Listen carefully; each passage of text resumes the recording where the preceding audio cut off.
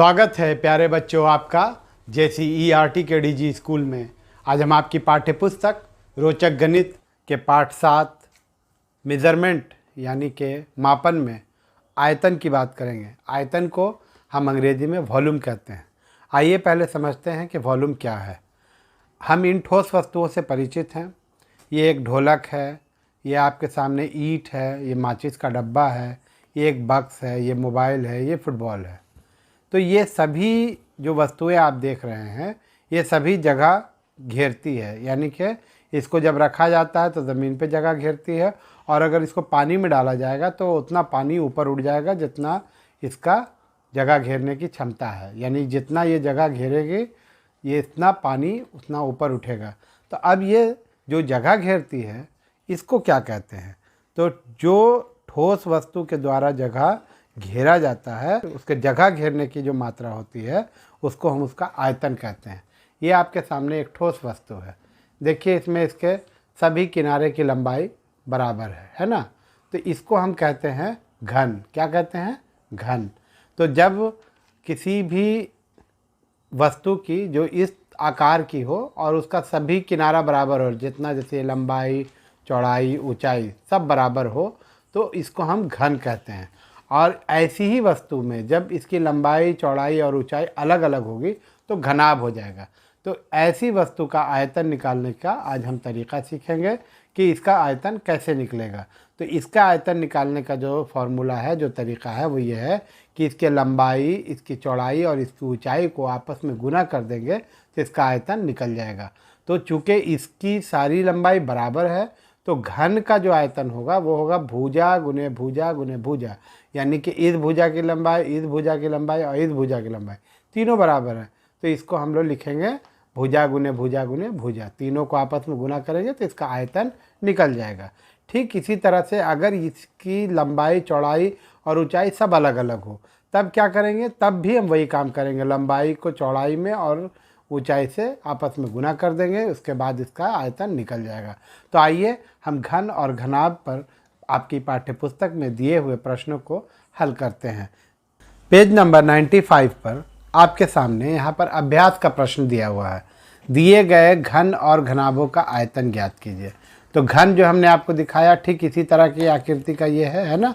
देखिए अब इसमें सब इसका 3 सेंटीमीटर 3 सेंटीमीटर 3 सेंटीमीटर तीनों लंबाई चौड़ाई ऊंचाई एक ही है। यहाँ भी देखिए 4 4 4 है। इसको देखिए ये अलग है, 5 3 2 है, यानी कि ये घनाभ है। तो जिसकी लंबाई चौड़ाई ऊंचाई अलग अलग होती है वो घनाभ होता है, और जिसकी लंबाई चौड़ाई ऊंचाई एक जैसी होती है वो घन होता है। तो आइए पहले प्रश्न को हल करके आपको दिखाते हैं। पहला प्रश्न जो आपके सामने दिख रहा है उसमें जो घन है, घन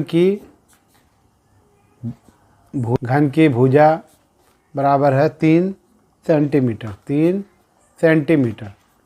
तो हम लिखेंगे घन का आयतन बराबर भुजा गुने भुजा गुने भुजा।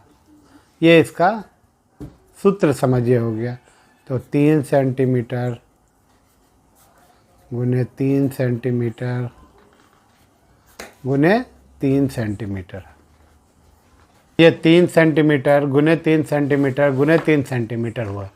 तो इसको जब आपस में गुना करेंगे तो 3 तिया 9 तिया 27, और ये तीनों सेंटीमीटर मिलके हुआ ये घन सेंटीमीटर। ये आपस में गुना हुआ तो इसको कहेंगे घन सेंटीमीटर। तो इसका उत्तर आपको घन का आयतन कितना निकला? 27 घन सेंटीमीटर। अब इसी में एक घनाभ का आयतन जो है उसको देखते हैं। ये प्रश्न जो था का था, है ना। अब हम आपको प्रश्न गा बनाकर दिखा रहे हैं। प्रश्न गा में देखिए जो चित्र है उस चित्र को अगर आप ध्यान से देखिएगा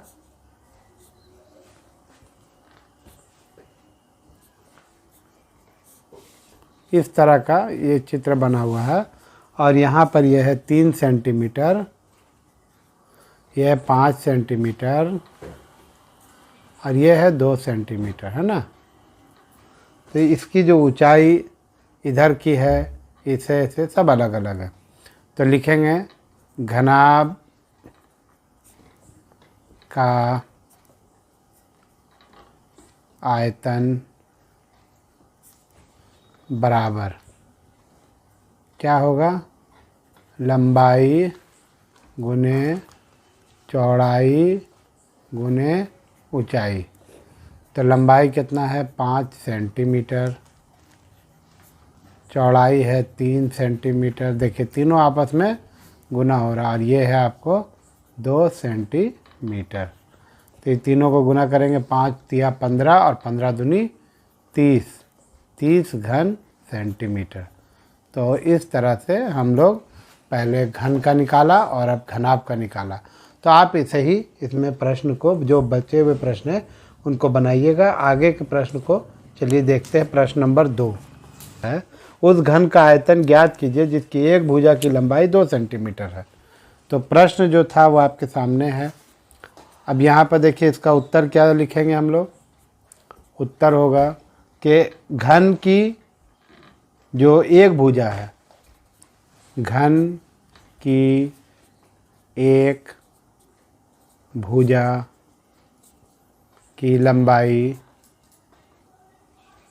बराबर है 2 सेंटीमीटर। कितना है 2 सेंटीमीटर। तो चूंकि ये घन है इसलिए इसकी सभी भुजा की लंबाई 2 सेंटीमीटर होगी। तो सीधे हम फार्मूला पर आते हैं कि घन का आयतन बराबर भुजा गुने भुजा गुने भुजा। तो ये हो जाएगा 2 सेंटीमीटर गुने 2 सेंटीमीटर गुने 2 सेंटीमीटर। तो 2 4 दूनी 8 घन सेंटीमीटर। इसी तरह देखिए ये प्रश्न है, निम्नलिखित घनाभों के आयतन ज्ञात कीजिए जिनकी लंबाई चौड़ाई और ऊंचाई क्रमशः है। तो देखिए 5 सेंटीमीटर, 3 सेंटीमीटर, 2 सेंटीमीटर, सबको आपस में गुना कर देंगे। जिस तरह से हमने बताया आपको फार्मूला पे वैसे गुना कर दिएगा। 5 तिया 15, 15 दूनी 30 घन सेंटीमीटर हो गया। इसमें देखिए 8 5 3 सब आपस में गुना होगा, इसका भी उत्तर इसी तरह निकलेगा और ये बन जाएगा। ये आखिरी सवाल आपके सामने जो है, एक पानी की टंकी के अंदर की लंबाई 12 मीटर, चौड़ाई 8 मीटर तथा ऊंचाई 6 मीटर है। आप इसको आसानी से बना सकते हैं। 12 मीटर, 8 मीटर और 6 मीटर तीनों को आपस में गुना कीजिएगा और जो उत्तर आएगा वही इसका आयतन होगा। तो आज ये पाठ यहाँ पर समाप्त हुआ। मेजरमेंट में हमने हर तरह के सवाल को बनाया, आपने सीखा। इस पाठ में जो भी प्रश्न हमने आपके लिए छोड़े हैं उसे ज़रूर बनाइएगा। अगले पाठ में फिर मुलाकात होगी। धन्यवाद।